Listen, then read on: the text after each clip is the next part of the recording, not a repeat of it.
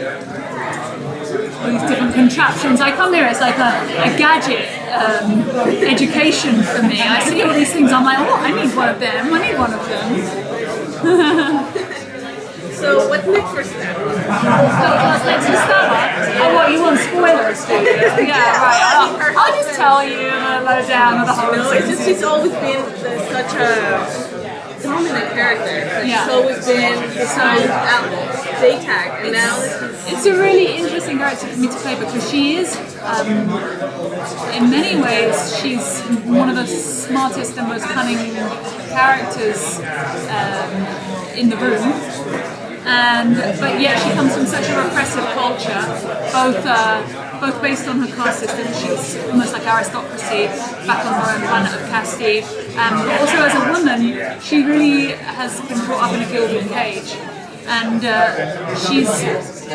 everyone wears masks in their lives. We wear masks when we're at work, and we wear masks when we're socialising. But usually you have a home life and a family life, and you have people that you have relationships with that you're able to lose your mask with. And she has her mask on the whole time, even with day tag. And it was interesting for me in the first season when you see her, lose those moments where she loses controls a little bit and the mask slips.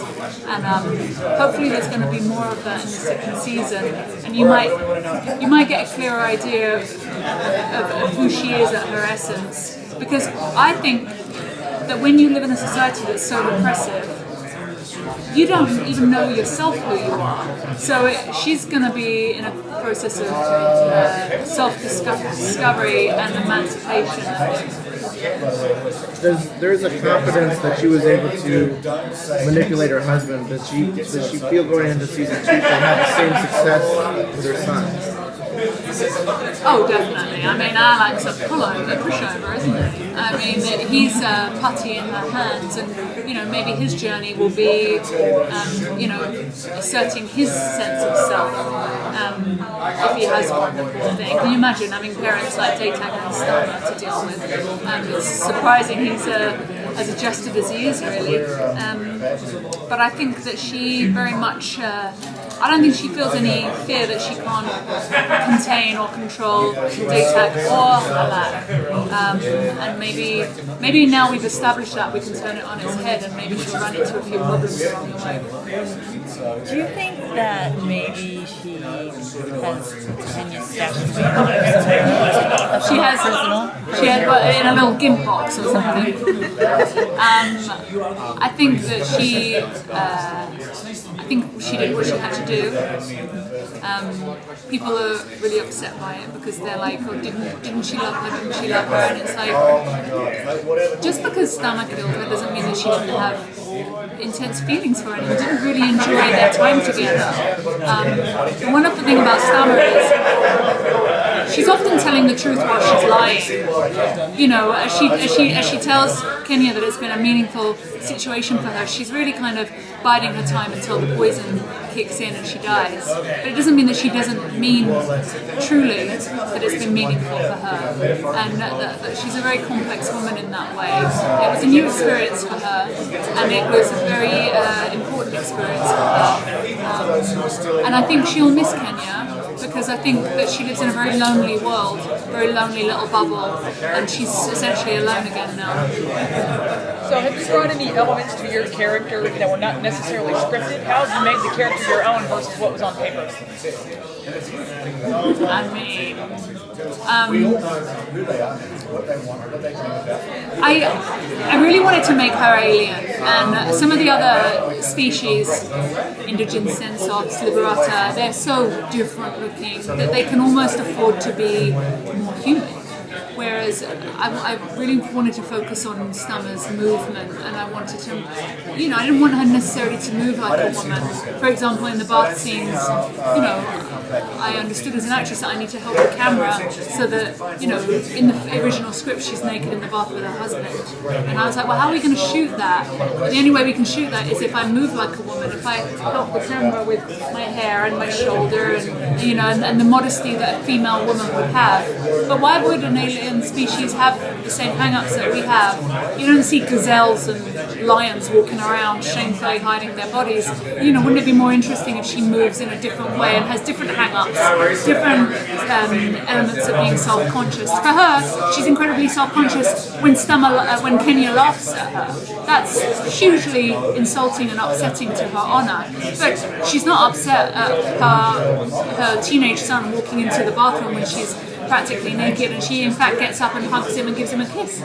You know, and so I wanted to make sure that we made enough choices whereby it's weird. If that is weird and uncomfortable for the audience, and you're not in Kansas anymore. I was definitely. I think we got there, you know. Yeah. Doing? I remember you were worried about that too, that you tweeted that you were worried you were going to get fined Yeah, exactly. coming out of I think that it was something that initially, I don't know, maybe people thought it was too much and they wanted to cut it out, and then kind of it got slipped back in, and you know, and now I think, you know, they aren't human beings, you know, get over it. I don't think people are going to forget anything. So I gotta ask, Birdhouse 13, are you coming back for the last season? I can't tell you that, can I? It'd be a complete spoiler. I mean, if I was coming back and I said I was, I'd probably get fired. But Would you like to come back? I think it would be a travesty if Helena didn't pop up in the last season. I can't believe it's the last season. I'm really hoping there's been a terrible mistake, and maybe there'll be a rejig and a rethink of that one, because I think it's an amazing show, and I was, you know, on a personal level, I just love working with those actors as well. They became great friends of mine, and I had a wonderful time on that show. Kenya missing, presumably dead, date tag on the picture, at least at the beginning. Is your character going to move on to a new level for a while? Well, that's what I asked, actually. I think she will kind of feel her freedom in other ways, actually. I think that there's a whole exciting new world to embrace now. Things have been turned truly upon their heads, and maybe Zatak isn't around to be the head of the household.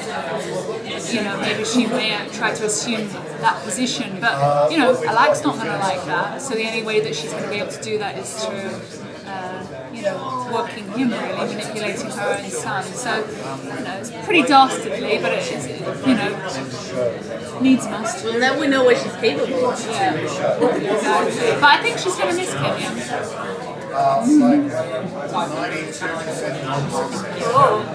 So, how much interaction, social interaction, do you have with fans? Because the show is so heavily integrated with gaming and social interaction. How much do you personally have? Well, I do most of my interacting on social media, so Facebook and Twitter, and you know, it's really great because you actually have real-time conversations with people that care about the show, and you know, there's people who are on my Twitter feed who I'm big fans of. You know, they make me laugh and they're insightful, and you know, Tony said it, and it's so true. I've read blogs about the show that are so insightful that they've made me want to go back this season and explore other elements that they've actually brought up to me. That, you know, because like, you can't be so premeditated that you're showing everything, and the fact that they've picked up on little nuances that you might not have been fully conscious of, you know, I want to expand on those. So they're actually, the back and forth is real, and they're actually influencing my process. Thank you.